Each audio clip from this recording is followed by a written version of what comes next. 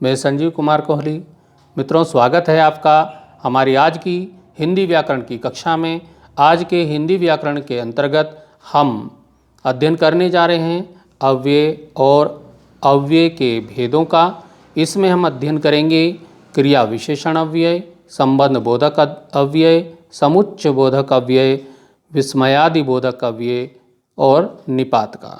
मित्रों, बोर्ड परीक्षा में इस पर प्रश्न आता है और वो प्रश्न किस प्रकार से आता है, आइए देखते हैं।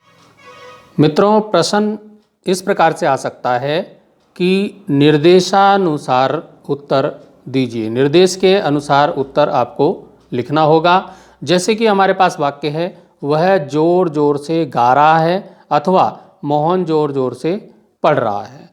इन वाक्यों में आपके सामने निर्देश लिखा होगा। निर्देश इस प्रकार से ब्रैकेट में दिया होगा, कोष्ठक में दिया होगा। क्रिया विशेषण छांटकर लिखिए। अब इन वाक्यों में जो क्रिया विशेषण है उसको छांटकर लिखना है। जैसे कि पहले वाक्य में जोर जोर से जो शब्द है वो क्रिया विशेषण शब्द है, और दूसरे वाक्य में भी जोर जोर से जो शब्द है वो क्रिया विशेषण है। तो इसे पढ़ने से पहले हमको अव्यय किसे कहते हैं इसकी जानकारी होना आवश्यक है, और अव्यय के कितने भेद हैं इसकी जानकारी होना आवश्यक है। आइए जानकारी प्राप्त करते हैं।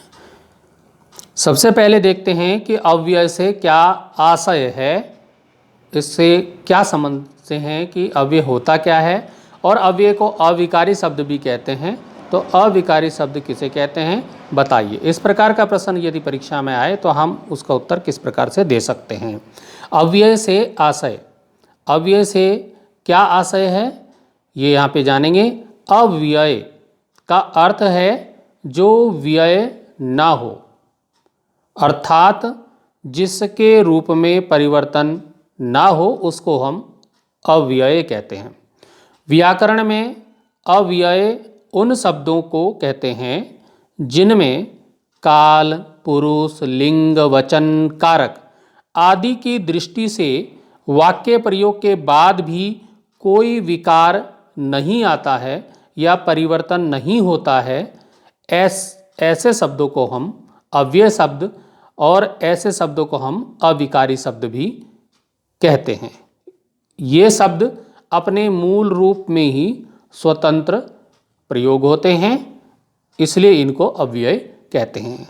मित्रों, अव्यय के जो भेद कितने प्रकार के होते हैं इसको हम देख लेते हैं। अव्यय के भेद इस प्रकार से प्रश्न यदि परीक्षा में आए कि अव्यय के भेद बताते हुए प्रत्येक के दो दो उदाहरण दीजिए। यदि ऐसा प्रश्न परीक्षा में आता है तो आप इस प्रकार से लिख सकते हैं। अव्यय के भेद, अव्यय के 5 भेद होते हैं और उनका उदाहरण हम निम्नलिखित दे सकते हैं। सबसे पहले क्रिया विशेषण अव्यय जो होता है, क्रिया विशेषण अव्यय के हम यहाँ पर 2 उदाहरण देखिएगा। रमा रात भर पढ़ती रही। अब इस वाक्य में जो ये रात भर शब्द है ये क्रिया विशेषण अव्यय है, और क्योंकि ये समय का बोध कराता है, समय का ज्ञान कराता है कि रमा रात भर पढ़ती रही, पूरी रात पढ़ती रही, तो ये कालवाचक क्रिया विशेषण के अंतर्गत आएगा। हम इसको लिख सकते हैं आगे, कालवाचक क्रिया विशेषण। दूसरा जो वाक्य है, दूसरे वाक्य में है माँ बहुत थक गई होंगी। अब इसमें जो क्रिया विशेषण शब्द है वो है बहुत। बहुत शब्द ये बता रहा है कि माँ कितनी थक गई होगी, कितनी ज़्यादा थक गई है, बहुत थक गई है। तो ये परिमाणवाचक के अंतर्गत आता है, परिमाणवाचक क्रिया विशेषण, जो कि उसकी बता रहा है कितनी मात्रा में वो थक गई है। दूसरा हमारे पास आता है संबंध बोधक अव्यय। संबंध बोधक अव्यय के यहाँ पर उदाहरण देखेंगे। रमेश घर के बाहर बैठा है। अब इस वाक्य में यदि ये होता रमेश बैठा है तो ये नहीं पता चलता कि कहाँ बैठा है। तो यहाँ पर ये पता चल रहा है के बाहर, के बाहर। तो रमेश घर के बाहर बैठा है। के जो इसमें संबंध बोधक अव्यय का प्रयोग यहाँ पर हुआ है, तो ये संबंध बोधक अव्यय यहाँ आगे हम लिख सकते हैं। इसी प्रकार से अगला जो वाक्य है, धन बिना जीवन कठिन हो जाता है। तो धन बिना, बिना शब्द, अब धन के बिना भी यहाँ पर लिख सकते हैं, लेकिन वाक्य धन बिना है तो धन बिना, बिना जो शब्द है वो संबंध बोधक अव्यय यहाँ पर प्रयुक्त हुआ है। इसी प्रकार से समुच्चय बोधक, जो तीसरा प्रकार है समुच्चय बोधक अव्यय, इसके उदाहरण देखेंगे। रात हो गई पर चांद नहीं निकला। अब ये जो पर शब्द है ये इसको समुच्चय बोधक का कार्य यहाँ पर कर रहा है और ये समानाधिकरण समुच्चय बोधक अव्यय के अंतर्गत आता है। इसी प्रकार से आगे हम देखेंगे तो वाक्य है, मैं आइसक्रीम नहीं खाऊंगा ताकि गला ठीक रहे। अब आइसक्रीम इसलिए नहीं खाएगा ताकि उसका गला ठीक रहे। अब ये ताकि जो शब्द है जो उसको जोड़ने का काम यहाँ पर कर रहा है दोनों वाक्यों को, तो व्यधिकरण समुच्चय बोधक अव्यय के अंतर्गत आता है। आगे हमारे पास जो चौथा प्रकार है वो है विस्मयादि बोधक अव्यय। विस्मयादि बोधक अव्यय, विस्मय का जो चिन्ह है, जो संबोधक बोधक जो चिन्ह है या विस्मय का जो चिन्ह है वो यहाँ पर आप देख सकते हैं। विस्मय का चिन्ह यहाँ पर लगा है जिससे कि आप पहचान सकते हैं कि विस्मयादि बोधक के अंतर्गत वाक्य दिया है। हमारे पास वाक्य है, वह क्या अभिनय किया है। अब ये जो है किसी की प्रशंसा कर रहा है, तारीफ कर रहा है कि वह क्या अभिनय किया, कितना बढ़िया, कितना अच्छा अभिनय किया है, तो ये प्रशंसा बोधक अव्यय के अंतर्गत आ जाएगा। अब अगला जो हमारे पास वाक्य, अरे चांद निकल आया, तो ये विस्मयादि बोधक है। विस्मय हुआ कि चांद निकल भी आया और हमें पता भी नहीं चला। तो अगला जो पांचवा जो प्रकार है अव्यय के अंतर्गत वो है निपात। निपात भी परीक्षा में पूछा जाता है कि इसमें कौन सा अव्यय है, अव्यय को छांटिए। तो जैसे कि हमारे पास वाक्य है, मुझे भी पिथौरागढ़ जाना है। अब जो ये भी जो शब्द है यही इसका निपात है और यही इसमें अव्यय का कार्य कर रहा है। अगला वाक्य हमारे पास, अरे मात्र 5 रुपये में घड़ी बेच दी। तो ये मात्र जो शब्द है, ये मात्र जो है ये आपका निपात का कार्य कर रहा है। अब चलते हैं कि क्रिया विशेषण, जो बहुत मुख्यतः परीक्षा में पूछा जाता है कई बार कि क्रिया विशेषण पे विशेष जोर दिया जाता है। तो क्रिया विशेषण को 100 उदाहरण स्पष्ट कीजिए, मतलब उदाहरण सहित स्पष्ट कीजिए और उसके भेदों के नाम बताइए। अब क्रिया विशेषण क्या होता है? क्रिया विशेषण, इसको बड़े ध्यान से देखिएगा, ये परीक्षा में अवश्य ही पूछा जाता है। क्रिया विशेषण वे अव्यय या अविकारी शब्द होते हैं जो क्रिया की विशेषता बताते हैं। मित्रों, जैसे कि यहाँ पर बताया गया है कि क्रिया विशेषण अव्यय वे शब्द या अविकारी शब्द होते हैं जो क्रिया की विशेषता बताते हैं। जैसे कि वाक्य यहाँ पर है, घोड़ा तेज दौड़ता है। अब इस वाक्य को ध्यानपूर्वक देखिए कि घोड़ा तेज दौड़ता है, इस वाक्य में दौड़ने की जो क्रिया है उसकी विशेषता बताता है तेज शब्द। तेज शब्द से पता चलता है। अब ये वाक्य अगर होता घोड़ा दौड़ता है तो हमें यह पता चलता कि घोड़ा दौड़ रहा है, लेकिन वो कितनी तेज दौड़ रहा है, धीरे दौड़ रहा है, ये नहीं पता चलता। तो ये जो तेज शब्द है, इस यहाँ पर जो तेज शब्द ने ये बताया है कि घोड़ा तेज दौड़ता है, और ये जो तेज शब्द है ये शब्द क्रिया विशेषण कहलाता है। आप समझ गए होंगे। इसी प्रकार से अब यहाँ पर देखिए, क्रिया विशेषण के 4 भेद होते हैं। चार कौन कौन से यहाँ पर देखेंगे। क्रिया विशेषण के चार भेद। पहला जो है वो है कालवाचक क्रिया विशेषण। जैसे कि हमारे पास एक वाक्य है, शीला प्रतिदिन विद्यालय जाती है, तो इसमें जो ये प्रतिदिन शब्द है, प्रतिदिन, ये बता रहा है वाक्य में कि शीला प्रतिदिन जाती है, प्रत्येक दिन जाती है, हर रोज जाती है। तो ये काल का यहाँ पर परिचय दे रहा है, समय को बता रहा है। तो कालवाचक क्रिया विशेषण के अंतर्गत ये प्रतिदिन शब्द का प्रयोग होगा। ये शीला विद्यालय जाती है, तो ये तो पता चलता है कि विद्यालय जाती है, रोज जाती है, ये नहीं पता चलता, लेकिन ये प्रतिदिन जो शब्द है ये क्रिया की भी विशेषता को बता रहा है, तो ये कालवाचक क्रिया विशेषण के अंतर्गत आएगा। अगला यहाँ पर हमारे पास है स्थानवाचक क्रिया विशेषण। माताजी बाहर गई हैं। अब माताजी गई हैं, ये वाक्य होता तो ये नहीं मालूम होता कि माताजी कहाँ गई हैं।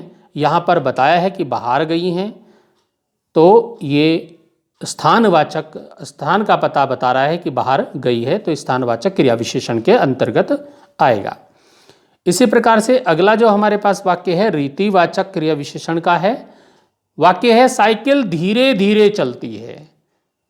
तो ये जो धीरे धीरे शब्द है ये बता रहा है कि साइकिल चलती तो है लेकिन वो धीरे धीरे चलती है, तो ये रीतिवाचक क्रिया विशेषण के अंतर्गत आएगा।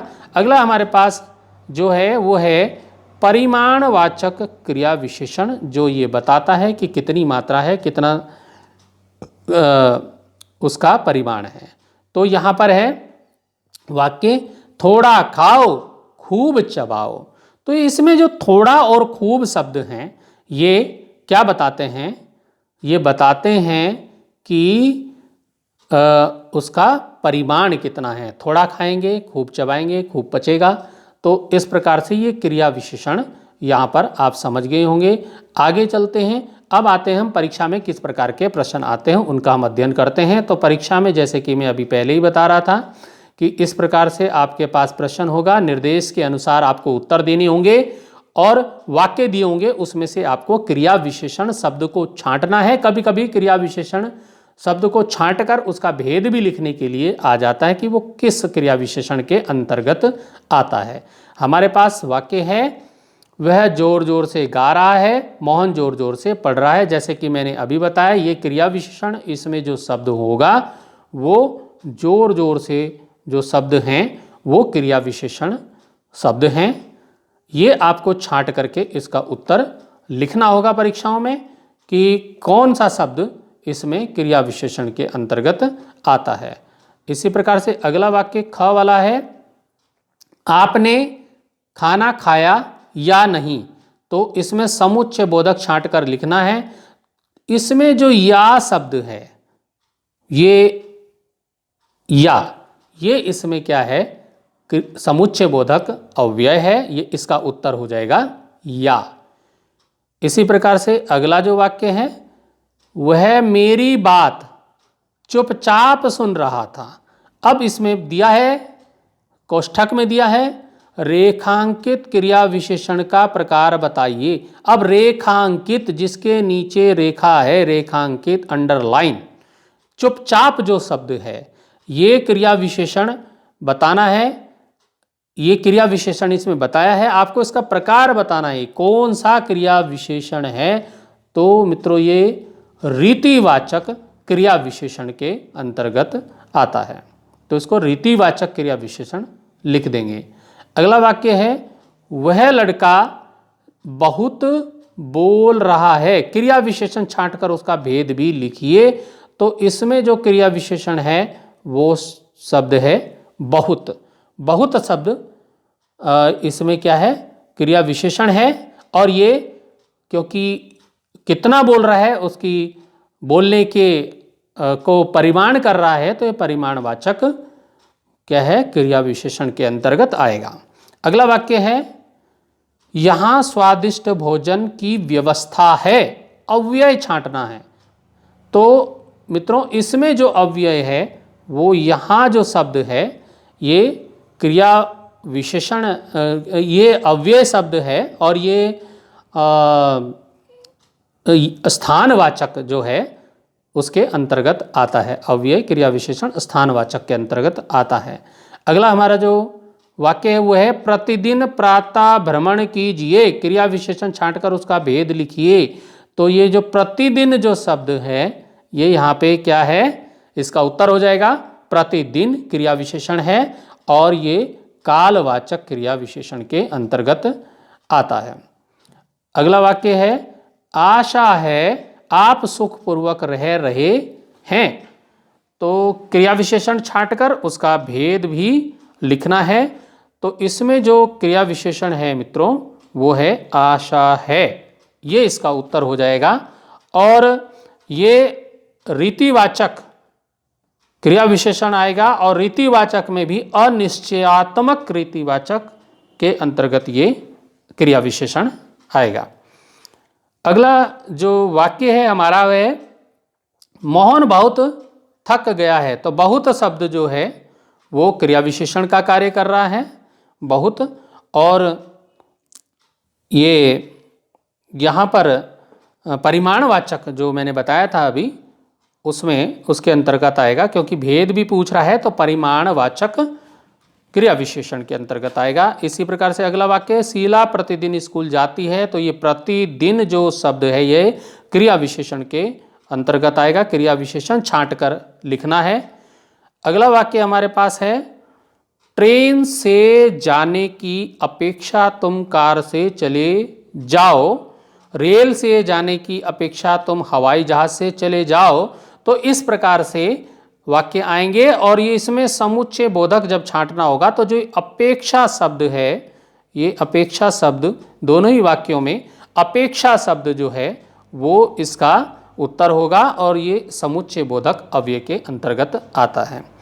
अगला हमारे पास वाक्य है लता का स्वास्थ्य ठीक नहीं है इसलिए वह मंदिर नहीं गई। समुच्चय बोधक छांटकर लिखना है। तो जो इसलिए शब्द है वो समुच्चय बोधक अव्यय के अंतर्गत आता है। अगला वाक्य है जोर से मत पढ़ो। तो आप क्रिया विशेषण इसमें छांट ही देंगे। ये जोर से जो शब्द है ये इसका क्या है, क्रिया विशेषण है। अगला वाक्य हमारे पास है वह आजकल दिल्ली में है। क्रिया विशेषण छांट कर लिखना है। तो आजकल जो शब्द है वो इसमें क्या है, क्रिया विशेषण शब्द है। अगले वाक्य में चलेंगे हमें अपनी सभ्यता और संस्कृति पर गर्व है। समुच्चय बोधक छांट कर लिखना है। तो ये जो हमारा और जो शब्द है वो यहाँ पर समुच्चय बोधक अव्यय का कार्य करेगा। तो इसी प्रकार मित्रों आगे चलते हैं और वाक्य देखते हैं। हमारे पास वाक्य है, ये जो मैं वाक्य बता रहा हूँ ये सारे के सारे बहुत ही महत्वपूर्ण वाक्य हैं, परीक्षाओं में आए हुए हैं। उन्हीं वाक्यों पर हम चर्चा यहाँ पर कर रहे हैं जो कि पहले भी परीक्षाओं में आए हैं।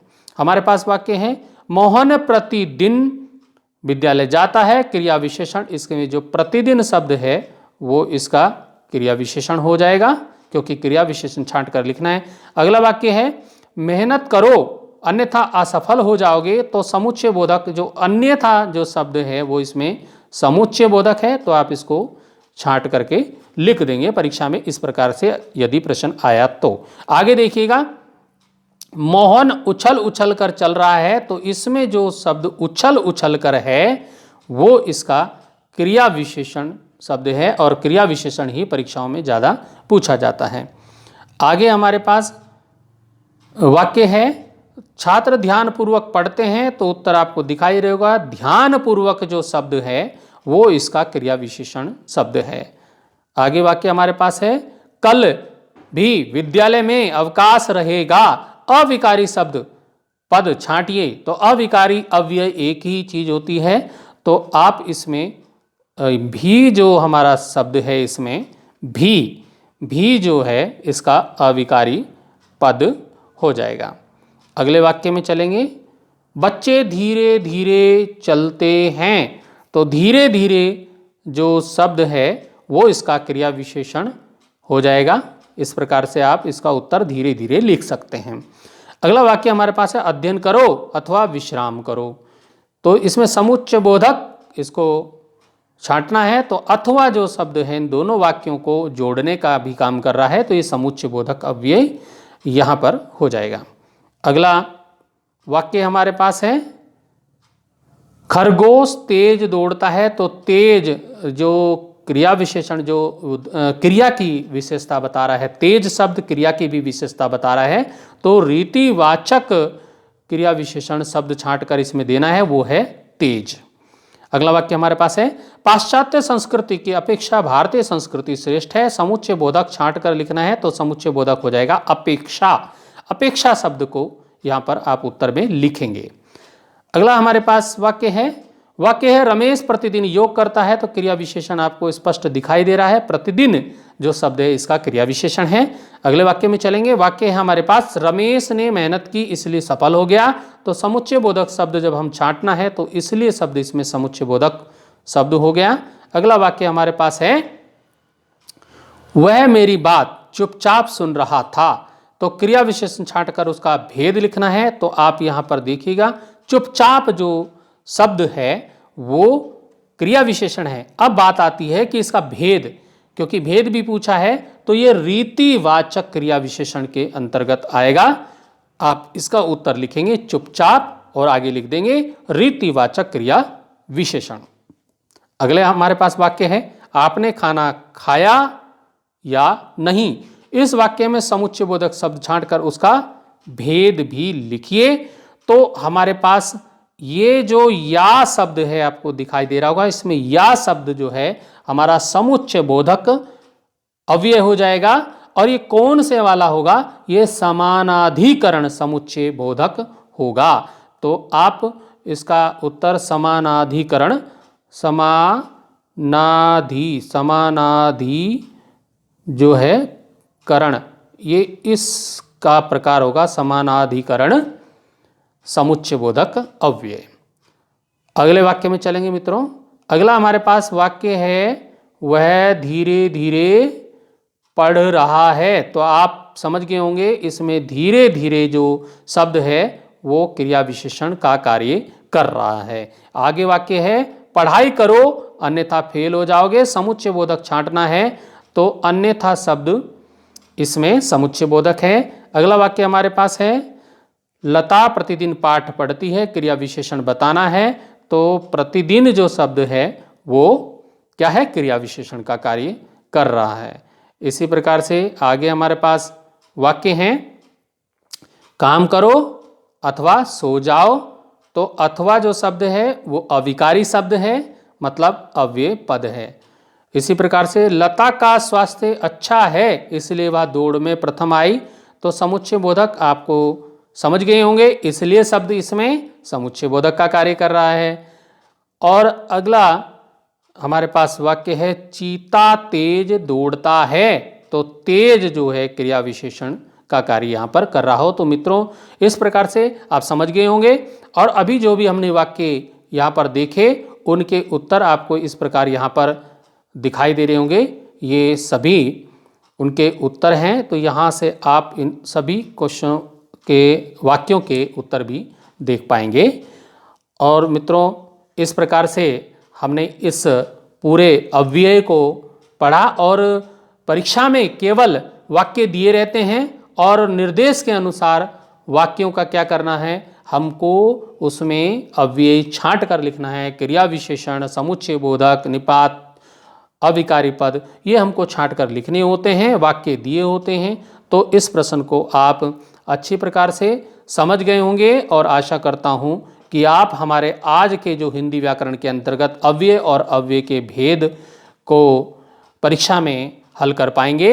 इसी के साथ मेरा आपको सादर प्रणाम। फिर मिलेंगे अगले वीडियो में। धन्यवाद।